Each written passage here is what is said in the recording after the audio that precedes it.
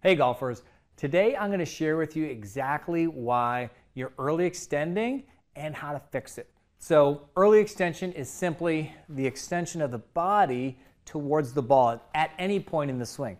For most golfers, it's going to happen probably more in the downswing. They are going to start to stand up. Occasionally it might happen in the backswing. In the backswing, a golfer might stand up a little bit. Either way, it's a loss of posture or a loss of spine angle, which is going to cost you a ton of consistency.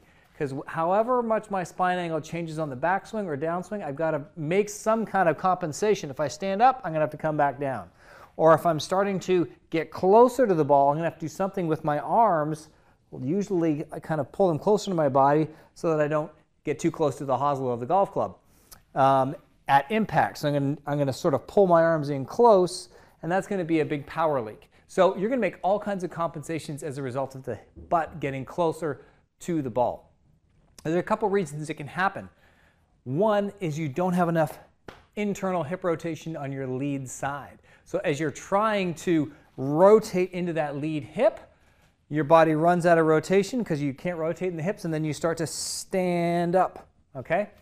Another reason would be that you don't hinge your hips very well. All that means is with the knees straight, your butt doesn't go back, so you can easily touch your toes with straight knees. So if you think your knees are straight, look in the mirror, have somebody watch you from the side, and if your knees are like this, you're using your knees to bend, so you might get down to the golf ball this way instead of this way, okay? So we need to be able to hinge from the hips. So those are the two main reasons that you can early extend and why it's happening.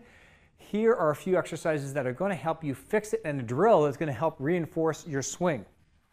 Number one, we need to be able to rotate at that hip. So internal rotation, I'm going to just use a foam roller. If you don't have a foam roller, just get fold up a pillow in half or something like that. And from here, I'm going to sit tall. I can hold on to here.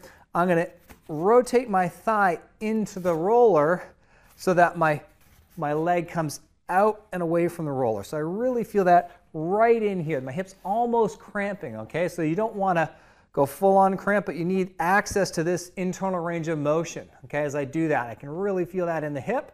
So if you're only barely moving off the roller, that's a definite sign that if your shin barely gets away from the roller and you want to do this, or you want to lean to the side to try and do it, it's a sure sign your hip doesn't internally rotate. So when you try and get onto that lead side in your downswing, you might be standing up. So practice those, work on getting at least 8 to 10 repetitions, trying to hold that last one for several seconds. Again, really feel that muscle in the hip working. So those activations on your hip rotation are going to be really beneficial.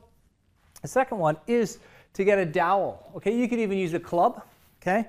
Put it down the length of your spine like so. So from here, I've got that down the length of my spine. I got my feet hip width apart. All I'm going to do is push the hips back, okay, without my head or back coming off the stick and without my butt coming off the stick. So if any one of those three contact points, your head, your shoulder blades, or your butt come off of the stick like so, means you're losing posture. You need to be able to control your spine, hinge from your hips, get your butt back behind your heels. This is how we get into your dress position and hinge backwards from the hips. So you need to learn to do this drill slowly, keeping the dowel in place without your body coming off the dowel. Then you're going to be able to hinge from the hips to get into a good solid address position. You'll be able to keep your butt back there. So that's another drill you can do. Again, 10 to 15 reps just to get that range of motion. The third drill you can do is to get you could use a folding chair. You could even use the foam roller. You need something for your body to back up onto, okay, into your swing.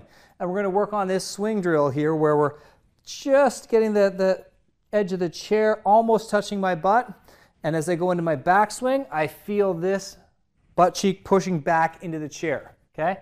I'm going to shift weight towards my lead side without my arms pulling down, and then I'm going to push my left butt cheek into the chair as I continue down into impact, and feel that impact position, like this left hip is pushing back out of the way.